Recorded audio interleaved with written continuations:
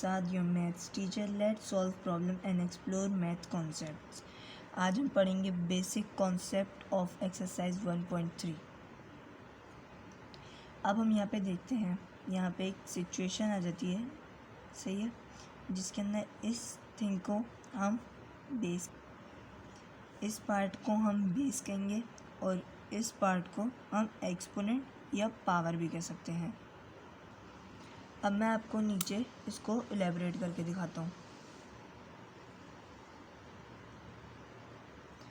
अब यहाँ पे हम देखते हैं ये 3 है, तो 3 हमारा हुआ बेस और जो 4 है वो है हमारा एक्सपोनेंट। अब हम देखते हैं दूसरी एग्जांपल, जो कि है 1/2 और उसकी पावर है 3, यानी कि अब हम देखते हैं यह है 1/2 जो कि हुआ हमारा बेस, और जो 3 है वो हमारा एक्सपोनेंट हो गया हमारा 3। अब यहाँ पे आ गई है हमारी सेकंड सिचुएशन, सही है, जिसके अंदर जो रूट के बाहर वाला पार्ट है उसको हम इंडेक्स कहेंगे और जो रूट के अंदर वाला पार्ट है उसको हम रेडिकेंड कह देंगे। अब हम करेंगे एक्सरसाइज 1.3 का क्वेश्चन नंबर 1, जिसके अंदर हमें आइडेंटिफाई करना है कौन सा रेडिकेंड है और कौन सा इंडेक्स। तब हम करते हैं पार्ट 1। तो यहाँ पे हमें पता लग रहा है 3 जो है वो रूट के बाहर है, तो ये हुआ हमारा इंडेक्स। रूट के जो अंदर है 5 वो हुआ हमारा रेडिकेंड। सॉरी, रूट नहीं आएगा, रूट के बगैर लिखना होगा हमें ये। अब हम करते हैं नेक्स्ट पार्ट, जिसका नाम है 4 √x/y। तो 4 हुआ हमारा इंडेक्स और क्या हुआ x/y हमारा हुआ रेडिकेंड।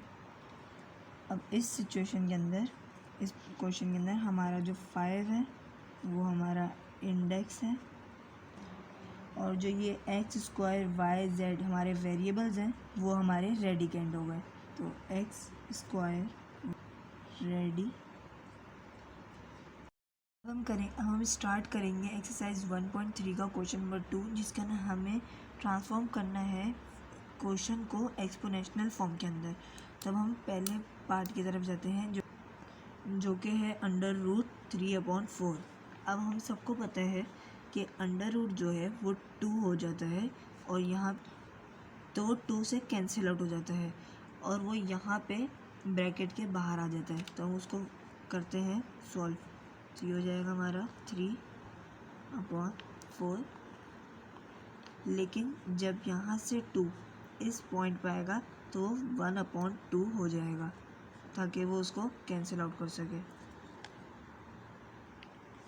तो अब हम स्टार्ट करेंगे पार्ट 2, जो कि √x/y जिसकी पावर है 5। तो अब इसके अंदर हमने ये देखा कि यहाँ पे कोई नंबर नहीं है रूट के बाहर, तो ये वही हो जाएगा 1/2। तो यहाँ पे 2 के ऊपर ये 5 जो है वो मल्टीप्लाई हो जाएगा 1/2 से। तो हम इसको सॉल्व करते हैं, तो यहाँ पे आ जाएगा, तो हमने यहाँ पे 5 1 ज़ा 5 कर दिया, तो ये यहाँ पे आ जाएगा 5/2। सो ये हो जाएगा इसका आंसर। अब हम करेंगे तीसरा पार्ट स्टार्ट करेंगे, जो कि है 3√x/y -5 की पावर। तो अब हम इसको सॉल्व करते हैं, तो ये हो जाएगा x/y -5 और मल्टीप्लाई बाय 1/3, सही। तो यहाँ पे जो है 5 माइनस की पावर में है, तो अब हमें उसको पॉजिटिव 5 लेकर आना होगा। तो इसके अंदर हमें जो अंदर की पावर है, अंदर की जो वैल्यू है उसको रेसिप्रोकल करना होगा, ताकि उसका +5 आ सके। तो 5 मल्टीप्लाई बाय 1/3। तो हम इसको यहाँ पे 5 1 सा 5 कर देंगे जैसे पहले किया था। तो अब यहाँ पे हो जाएगा 5 डिवाइड बाय 3, ये हो जाएगा आंसर। तो आप ये याद रखिएगा, ये जो पावर है 5/3 ये इन दोनों पर है, तो हम इसको ऐसे लिख देंगे 5/3, यहाँ पे 3 हो जाएगा। तो ये हो गया हमारा आंसर। तो अब हम करेंगे पार्ट 4 जो कि बहुत इजी है। इसको बस हमने ये जो 3 है √(x/7), तो हम इस 3 को तो ये जो yz है इसके अंदर हम ये जो 3 है इसको हम एक्सपोनेंशियल फॉर्म के अंदर लेंगे। तो ये हो जाएगा yz 7 डिवाइड बाय 3, तो इसका हो जाएगा ये आंसर। अब ये भी बहुत सिंपल है, पार्ट 5 9√27, तो इसको भी हम एक्सपोनेंशियल फॉर्म में बहुत सिंपली ला सकते हैं।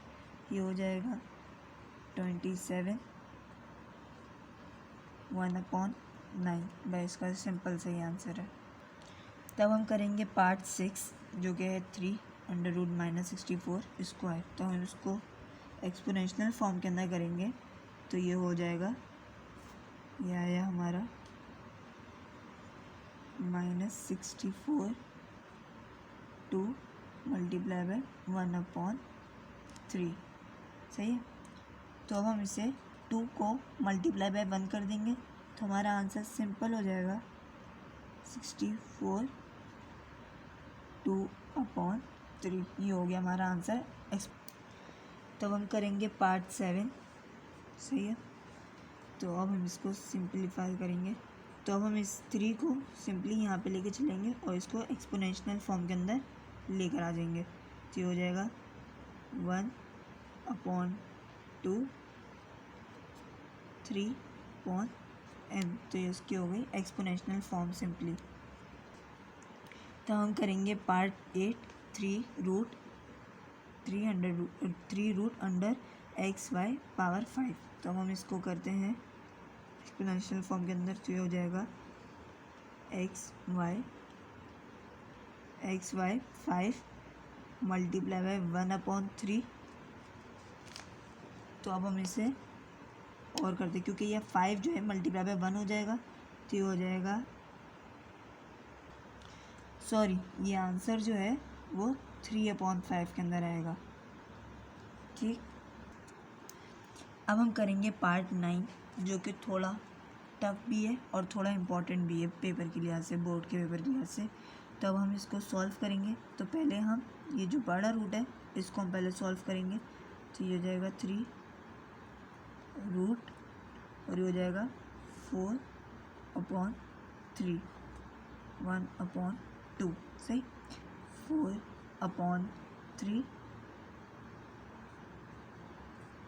1/2 मल्टीप्लाई बाय, अब ये जो 3 है यहाँ पे 1/3 बन कर आ जाएगा। तो अब हम इसका एलसीएम लेंगे। तो इसका एलसीएम का आंसर आ जाएगा 6, तो ये आंसर हो जाएगा 4/3 1/6। तो अब हम स्टार्ट करेंगे एक्सरसाइज 1.3 क्वेश्चन नंबर 3, ट्रांसफॉर्म करना है हमें रेडिकल फॉर्म के अंदर। तो अब हमारा रहेगा पहला पार्ट जिसका है 5³ 1/7। तो हम इसको सॉल्व करते हैं, तो ये सॉल्व होगा।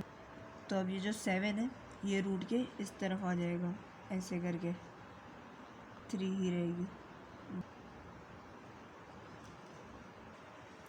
अब हम करेंगे पार्ट 2, सही है।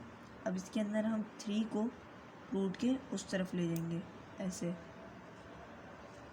रूट ब्रैकेट के उस तरफ ले जाएंगे, तो वो b-2 हो जाएगा। तो अब जो ये -2 है ये सिर्फ b के ऊपर है, ये b की पावर है -2। तो हम बस अब b को सिर्फ नीचे मूव कर देंगे ताकि पावर जो है पॉजिटिव हो जाए।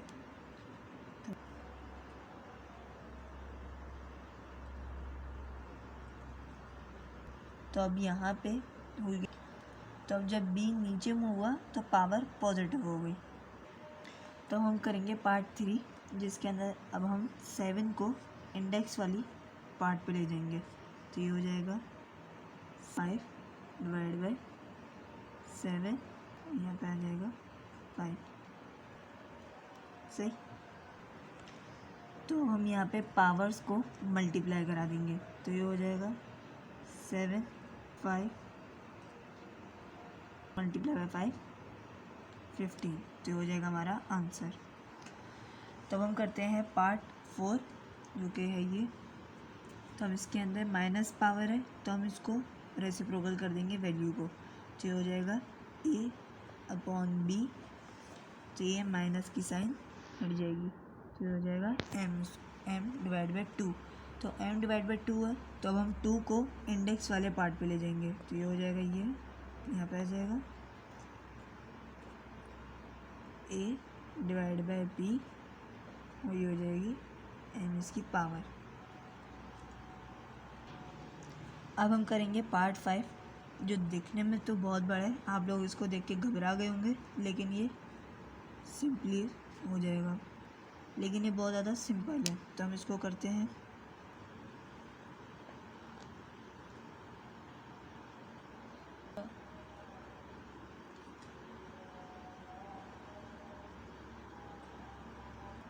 तो ये हो गया हमारा आंसर सॉल्व। तो यहाँ पे होती है एक्सरसाइज 1.3 एंड होपफुली आप लोगों को समझ में आया होगा।